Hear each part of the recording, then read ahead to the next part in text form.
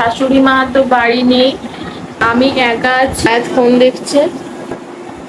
এই দেখো কিছুক্ষণ আগে ও এইগুলো সব ছড়িয়ে ছিটিয়ে চশমাটা ভেঙে ফেলেছে। ঘরের মধ্যে দেখো বর্ষাকাল তো ওই জন্য একদম চারিদিকে এই অবস্থা। এদের আব্বুজি বাড়ি চলে এসছে, হ্যাঁ এখনো ফোন দেখছে।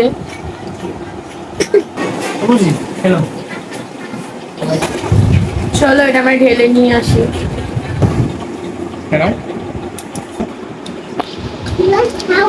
তো গাইস আমি এখন চলে এসেছি রান্নাঘরে, রাতের জন্য ডিনার বানাবো। গাইস এখানে আমি পনির রান্না করার পরে ফিরে আসছি। আবুজি তুমি কি খাচ্ছ?